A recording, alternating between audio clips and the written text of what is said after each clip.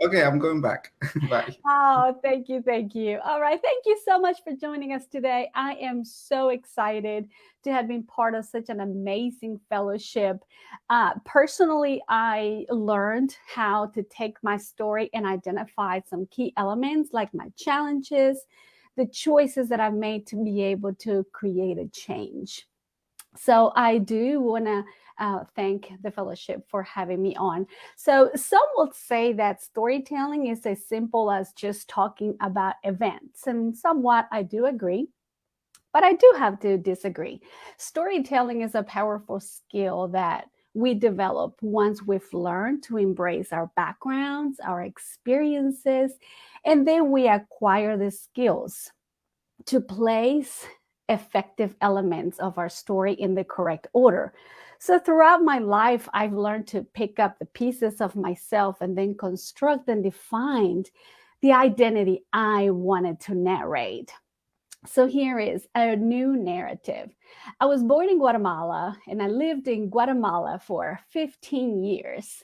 Beautiful time where I learned how to embrace my culture, my language. I learned how to cook.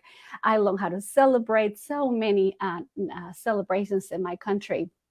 I was a part of a small family. My mother is a single mom of 5 children. So, as the oldest sibling, I was to take care of my siblings while my mother was working. And if I was not at home with the siblings, then I was at the market selling oranges. So, at a very early age, I learned how to do business transactions. And a lot of the challenges that I lived in my country, some would say, ay, pobrecito, oh, look what she lived. But really, this fellowship has helped me realize that all of those experiences I lived in my country, all of those challenges are now stepping stones to build my own identity. So at the age of 13 years old, my mother left Guatemala, comes here to the United States so she can give her children a better future. I stayed back home.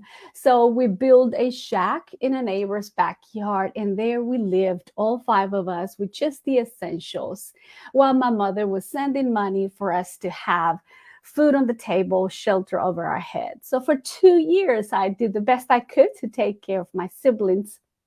But 2 years later, with the money that my mother had saved, she hired a smuggler, un coyote. So el coyote llega, me recoge a mí y a mis dos hermanitas. So both of my 2 little siblings and I traveled here to the United States with a smuggler. And of course, the idea that a stranger is going to pick you up, it's builds fear because you don't know who that person is. You don't know where they're taking you. But at the same time, you are built with hope. You have such a strong hope that that person is exchanging money in order to bring you across borders to be reunited with your family. So we held on to hope.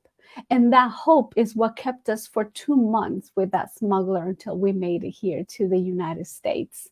2 months later, I come to the US and I become an immigrant. Of course, I do get busted at the airport, and the paperwork began for me to be deported. But thank goodness my grandmother, who lives here in the United States, came over to rescue me, and I was able to begin my journey here as an English language learner. Now, my experience in school was not a very good experience. In 1994, I enrolled in Martin Van Buren High School. 1997, I become part of the statistic dropout of Latino high school dropout because I didn't pass the Regents exam. That in itself was a huge challenge for me because I did wanted to break some of the cycles, so the poverty cycles, and I wanted to go to college and I wanted to have a profession. But in the end, instead of graduating, I was just a cashier scanning groceries. But it came to a point really years later when I had to make a choice. That moment when I told myself that I will define my own future, that really I needed to find that road from education that could help me change my narrative. And that's when I started attending community college to get my GED.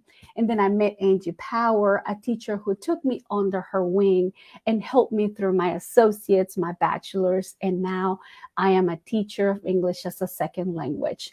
And really, one of my goals is that I can take my challenges and my joys for me to be able to make a change. Never would I ever have a student enter my classroom or my campus where they would have to put aside their culture and their language. I want my students to be able to flourish. I want my students to be able to tap into their potentials, to see their challenges, not as a shame or as a pobrecito syndrome, but also as a way for them to use it as a stepping stone to be successful. My mother brought me to this country so I can really enjoy what it is to be an immigrant, which is to make an impact in society. And that's what I want my students to do as well. Thank you so much for listening to our stories.